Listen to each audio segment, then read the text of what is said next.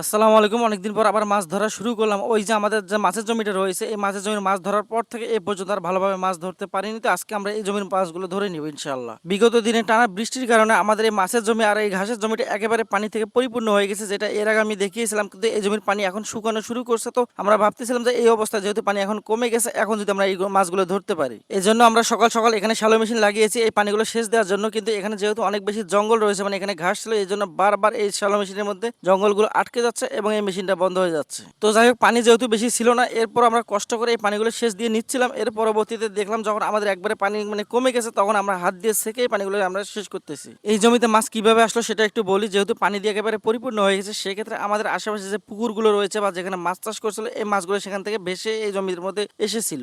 এখানে আলাদা তেমন আমরা কোনো মাছ পাইনি। এখানে যে মাছগুলো আমরা পেয়েছি এগুলো হচ্ছে চাষের মাছ, মানে যে মাছগুলো অনেকে চাষ করে সেই মাছগুলো আমরা এখানে পেয়েছি। এখানে অন্য কোনো যে এমনিতে নর্মালি যে মাছগুলো থাকে বা আমরা দোলার মধ্যে যে মাছগুলো পাই, সেই মাছগুলো আমরা এখানে তেমন একটা পাইনি। তো যাই হোক, এখানে আমরা যে মাছটা পেয়েছি, এখানে আমরা বেশি মাছ পেয়েছি হচ্ছে পুঁটি মাছ। এর পাশাপাশি আমরা দুইটা পেয়েছি মানে শৈল মাছ, যেটাকে আমরা শৈল মাছ বলে থাকি। আর আমরা পেয়েছি যে টাকি মাছ আছে এবং টাকি মাছের কিছু বাচ্চা ছিল। তবে মাছ কম বেশি পাবো কিনা সেটা মুখ্য বিষয় নয়, কিন্তু বিষয়টা হচ্ছে আমরা এখানে সবাই মিলে এই পানি সেচ দিয়ে মাছ ধরবো, এটা হচ্ছে আনন্দেরও একটা বিষয়। আমাদের পানি দেওয়া এখনো শেষ হয়নি, যেহেতু বলেছি এখানে অনেক বেশি জঙ্গল রয়েছে, যার কারণে এই মেশিনটা হয়তো 2-4 মিনিট চলার পর আবার মেশিনটা অটোমেটিক বন্ধ হয়ে যায়। এই কারণে আমাদেরকে বারবার এই মেশিনটা দিয়ে স্টার্ট দিতে হচ্ছে, যাতে এই পানিগুলো খুব দ্রুতভাবে কমে যায়। শেষ পর্যন্ত আমাদের মেশিনের কাজটা শেষ হয়ে গেছে, মানে আমরা মেশিন দিয়ে পানি একবারে শুকিয়ে ফেলেছি। এখন আমাদের যে অল্প একটু পানি রয়েছে, এটা আমরা আইল দিচ্ছিলাম, মানে মাল্লি দিয়ে এই পানিগুলো আমরা পার্টিশন দিয়ে তারপরে আমরা সেকে সেকে মাছগুলো ধরতেছিলাম। এই জঙ্গলগুলোর মধ্যে আমি একটু হাত দিয়ে দেখতেছিলাম যে এখানে কোনো রকম মাছ পাওয়া যায় কিনা, কিন্তু এখানে আমি অনেকবার খুঁজেছি, এখানে কোনো মাছ নেই। কিন্তু আমাদের যে পানিটা রয়েছে, মানে যে ড্রেন রয়েছে, এই ড্রেনের মধ্যে আমাদের যে মাছগুলো ছিল,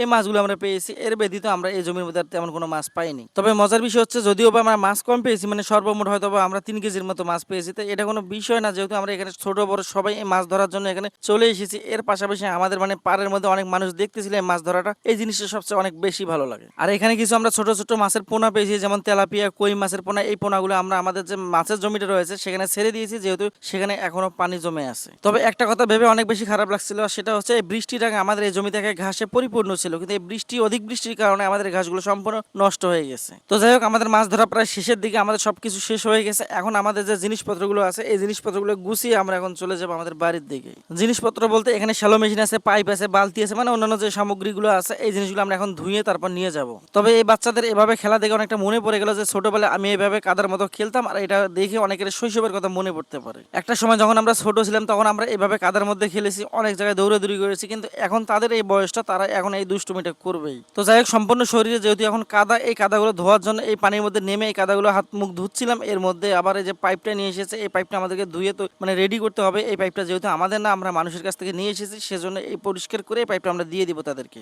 সত্যি কথা বলতে, এরকম গোসল করার মতো উপযোগী পুকুর আমাদের এদিকে নেই, আছে, অনেক দূরে যেতে হয়, কিন্তু অনেকদিন থেকে পুকুরে গোসল করা হয় না। এর মধ্যে আবার সবাই ছোটাছুটি করতেছিল এই পুকুরের পানিতে। আরেকটা পুকুর আছে আমাদের বাড়ির পাশে, একেবারে এই পুকুরটা একেবারে অনুপযোগী, মানে এখানে গোসল করার মতো তেমন কোনো অবস্থা বা পরিবেশ নেই। এখানে সব দিক দিয়ে জঙ্গল টঙ্গল দিয়ে একবারে অবস্থা, মানে সংকীর্ণ অবস্থা। তাই কিছুক্ষণের জন্য এই জায়গাটাকে আমরা গরিবের সুইমিং পুল হিসেবে মানে ভেবে নিয়েছি। এখানে আমরা কিছুক্ষণ বসে থাকার পর এখন আমরা চলে যাবো আমাদের বাড়ির উদ্দেশ্যে। তো আজকে এ পর্যন্ত, আমাদের জন্য দোয়া করবেন। আসসালামু আলাইকুম ওয়া রাহমাতুল্লাহি ওয়া বারাকাতুহু।